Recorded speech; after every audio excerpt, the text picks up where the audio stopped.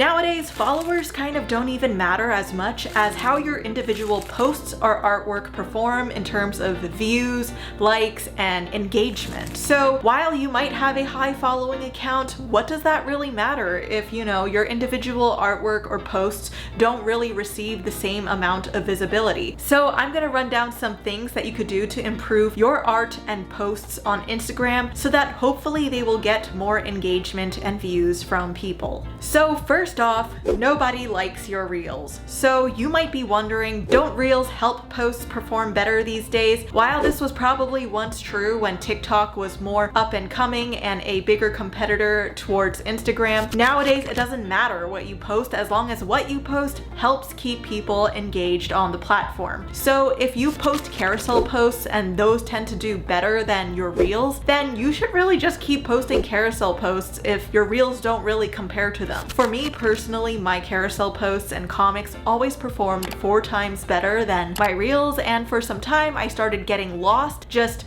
making reels for the sake of making reels, but forgetting my bread and butter of comics, which is what brought people here in the first place. So if you find yourself getting lost in the world of reels and just doing it for the sake of doing it, but your comics or your illustration posts are what did best in the first place, then just go back to doing that. So next, nobody likes you using trending audio or memes. So I feel like a lot of people try to get on the boat of using a trending sound or copying a meme just so that it can help with greater visibility, which sometimes, again, that can help. But once again, if your reels or your posts really don't provide that quality content, it probably might reduce your viewership in the long term. So you have to kind of keep up with that level of quality, or just make sure that if you are using a trending audio or copying a meme, that it's actually good and doesn't seem like it's in a rushed fashion just to get it out to match the timing of when this thing is trending. Personally, for me, the reels that I posted that usually perform the best are the ones that have something inspirational or motivational behind them versus something that's just short and funny. So make sure that what you post could be valuable to someone else. In this day and age, a lot of people are becoming more adverse towards social media. We don't really like the mind-rotting effects of it and are becoming more aware of it. So if you're going to create something, make it worth that person's time,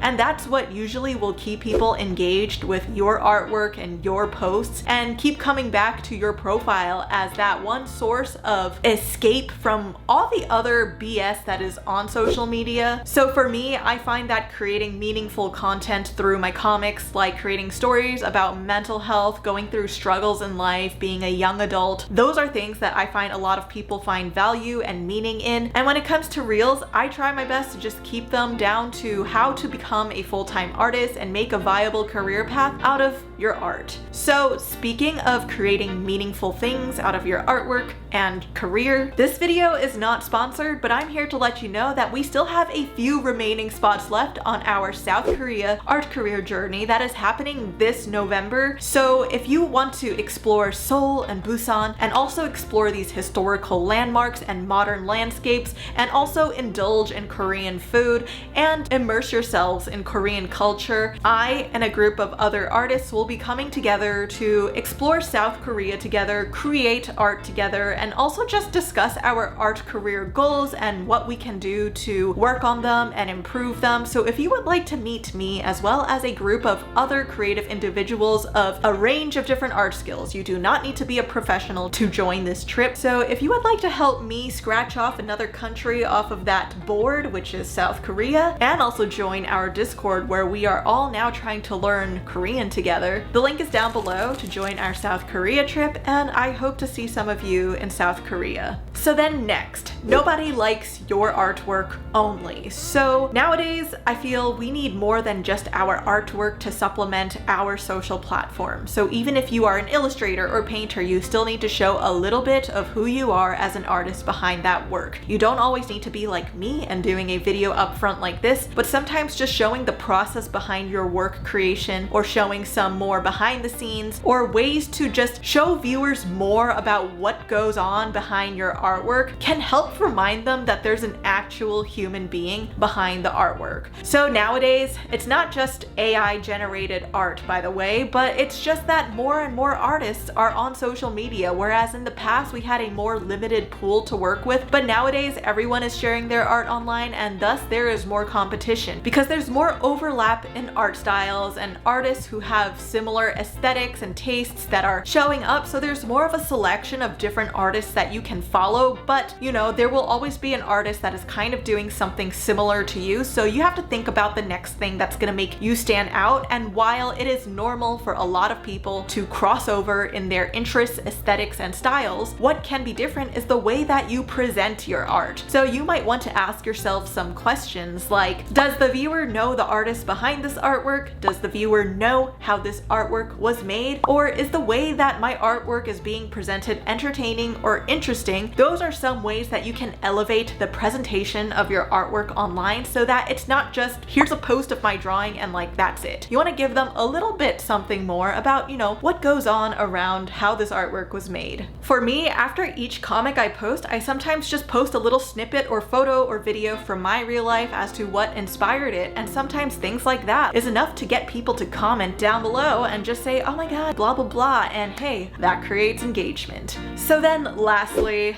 nobody likes your art style. So this one is a bit tough to hear, but it's true. Unfortunately, you have to remember that the audience online tends to skew younger in age because it's really our generations and the ones below us that are really growing up with the internet, while older generations may be more comfortable with the ways things have been done traditionally. So I'm not saying that you need to have a specific art style in order to thrive online, but what I'm saying is you probably might need to work a little bit more to find your target audience for your type of art style. So if you're someone who is really interested in fine art, galleries, and whatnot, while there is definitely a demographic of young people for that, I will say that most people who are into that tend to be a bit older, because if you are selling fine art for really high prices, people in college and younger are not going to be the ones buying that. So you might want to target your stuff to older people, especially if you are thinking about selling traditional fine art pieces. But some examples of art styles that I find do really well online are Disney, Pixar, anime, manhwa, game concept art, stylized realism,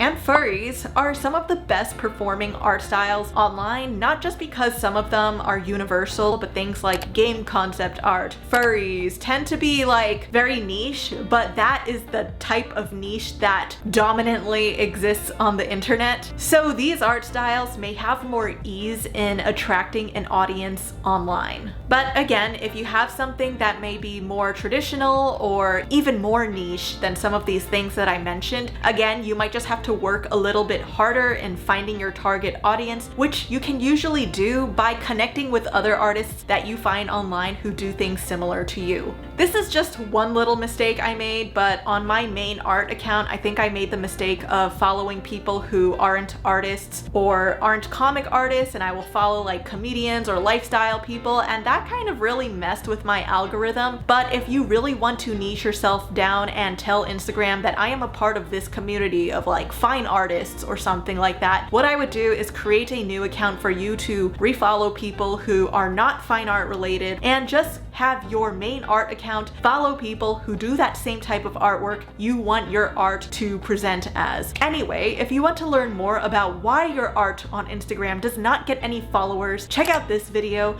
And if you want to see why nobody likes or views your artwork on Instagram, check out this video, and I will also share them down in the links below. Otherwise, thanks for watching, and I will see you all in the next one.